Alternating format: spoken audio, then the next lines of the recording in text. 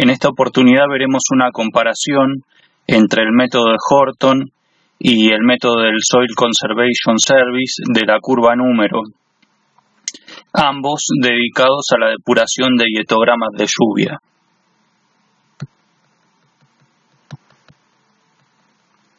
Nosotros habíamos visto en un video anterior la depuración de hietograma de lluvia. El video se llama De esa misma forma, parte 2, y está dedicado al método curva número. Ahora vamos a mostrar el mismo ejercicio, cómo sería con el método de Horton. Acá tenemos ambos ejercicios enfrentados con el mismo, con la misma consigna. Hay un pequeño cambio, bueno, ahora vamos a leerlo. Entonces, en el caso del método de Horton, el ejercicio dice, dado el siguiente hietograma, depurarlo mediante el método de Horton. Para un suelo que se expande significativamente cuando se moja, arcillas altamente plásticas y ciertos suelos salinos. En cambio, en el otro ejercicio, en el de curva número, dice la tormenta de la tabla cae en un suelo con CN82, condición 2, depura el hietograma. Bueno, CN82 es una condición, es un tipo de curva que tiene baja permeabilidad, es decir, una gran capacidad de escurrimiento. Y en el ejercicio de Horton, las características que dimos del suelo son también similares. Entonces busqué que las condiciones del suelo fueran similares en ambos casos. Ahí vemos los cuadros con los tiempos en hora y la lluvia acumulada. En ambos casos son iguales. Utilicé para la resolución en el caso de Horton el modelo de UDAS. UDAS es el Illinois Urban Drainage Area Simulator. Entonces, ¿por qué utilicé esto? Bueno, porque utiliza los tipos de suelo, el tipo de suelo D, clasifica los coeficientes que ya vamos a ver, los clasifica en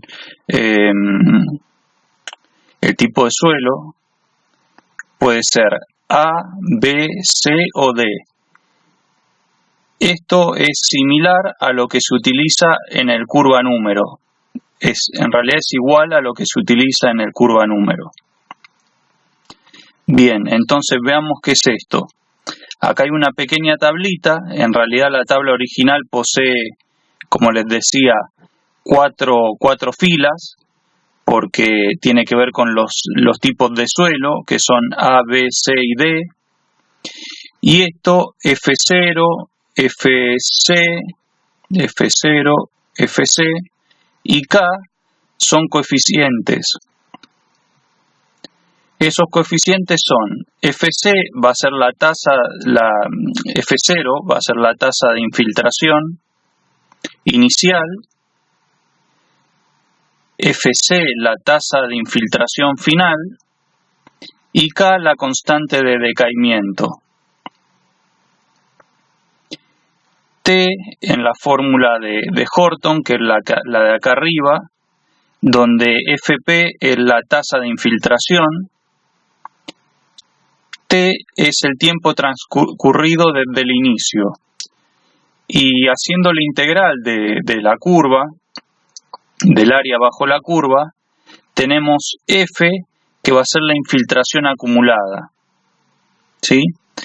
Entonces,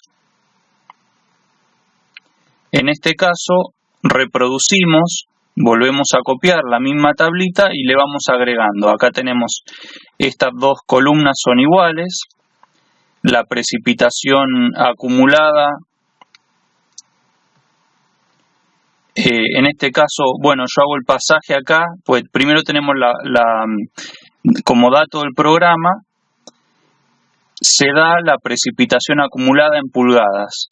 Esto lo paso a milímetros multiplicando por 25,4 primero. Luego la tasa de infiltración la obtengo, va a ser el valor FP, ¿sí? FP es la tasa de infiltración. Entonces yo en esta celda del Excel coloco la fórmula y hago FC, que va a ser igual a 2,5 más F0, que es 76, menos FC, todo esto por E elevado a la menos K por T. Eso me va a dar FT, que es la tasa, FP, que es la tasa de infiltración. Bien. Lo que puedo calcular también es la infiltración acumulada. La infiltración acumulada es F. Bien. Y la precipitación efectiva va a ser igual a la precipitación acumulada menos la infiltración acumulada. Ahora vamos a ver algo raro acá. Y es lo siguiente. La línea roja es la infiltración. Y la línea celeste es la precipitación acumulada. Ahora, no se puede infiltrar más de lo que llueve. Si llovió, en este caso, 5,59 milímetros o 5,59 pulgadas, no se puede infiltrar más que eso. Entonces, ¿qué es lo que vamos a hacer? Acá en estos casos, y fíjense que dio negativo.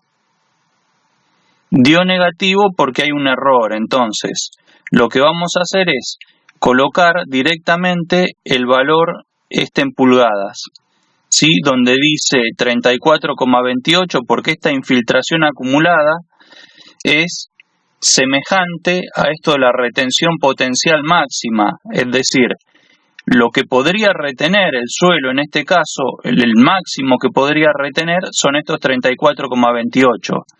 Pero si llovió 5,59, no va a retener más que 5,59. Entonces vamos a cambiar ese valor y vemos qué pasa con la curva. Acá ponemos entonces 5,59.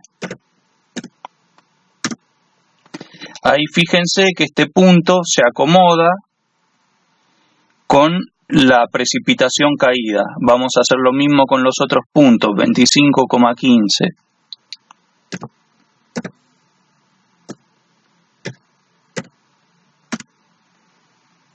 Ahí también pasa lo mismo, porque como en este caso, si llovió 35,48 milímetros, no pudo haberse infiltrado 44,16 milímetros.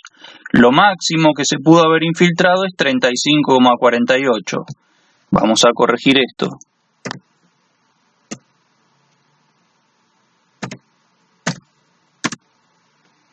Bien, entonces ahí quedó una curva lógica, ¿sí? Fíjense cómo coincide con la curva que me dio en el caso de la resolución con curva número. Acá, antes de seguir para adelante, vamos a ver un poquitito cómo era la resolución en curva número. Acá en el ejercicio ya me daban la curva número para la condición 2, que era condición normal de humedad. Con esto yo sacaba S, que era la retención potencial máxima. Había dos fórmulas, una para sacarlo en pulgadas y otra para obtenerlo en milímetros. Yo utilicé la de milímetros. Y luego hay otra fórmula que es la precipitación en exceso, es decir, la escorrentía. Y armé esta tabla, y con esta tabla generé este gráfico, donde la curva azul es la precipitación acumulada, la curva roja es la infiltración acumulada, y lo que queda en el medio es la escorrentía, la precipitación efectiva. ¿Sí? Fíjense que da muy parecido en ambos casos, prácticamente igual. pero hay que tener en cuenta que al principio, fíjense que en este caso al principio, la infiltración me daba mayor que la precipitación caída. Bueno, eso hay que tener mucho cuidado porque en la realidad no se podría dar un caso así. Bueno, seguidamente nosotros teniendo, repito la misma tabla, acá lo que hago es calcular el delta P, la delta precipitación o la delta altura, profundidad de precipitación, ¿sí? Para cada uno de los periodos.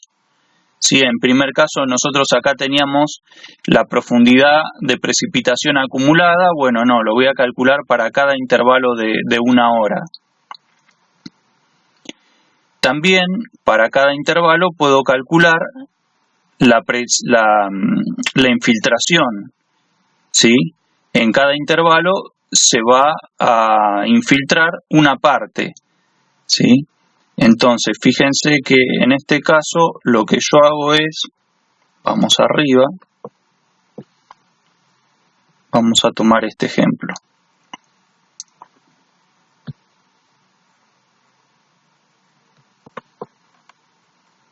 Voy acá arriba y fíjense que lo que yo hago es a 54,25, que es la precipitación en la hora 7, le resto 51,75, ¿sí? Y eso me da como resultado este 2,50 y así sucesivamente hacia arriba, ¿sí? Lo mismo hago para el ejemplo de curva número.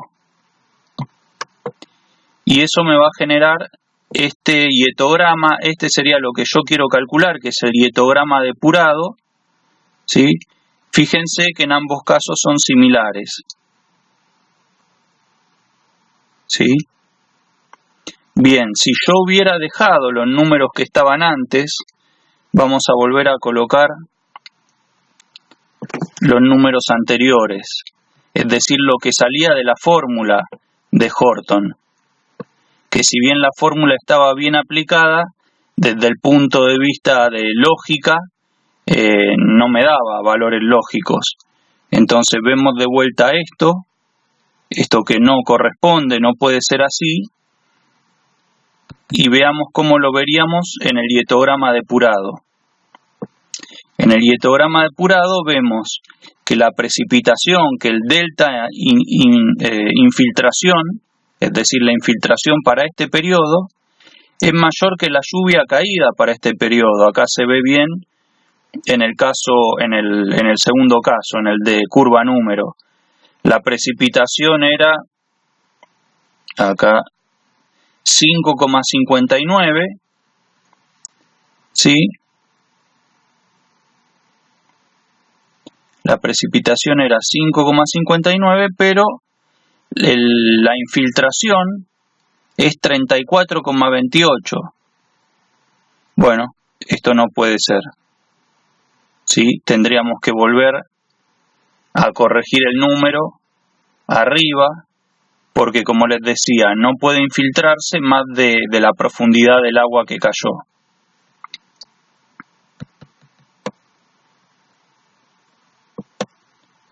Muy bien, muchas gracias. Espero que les haya sido de utilidad y no duden en comentar.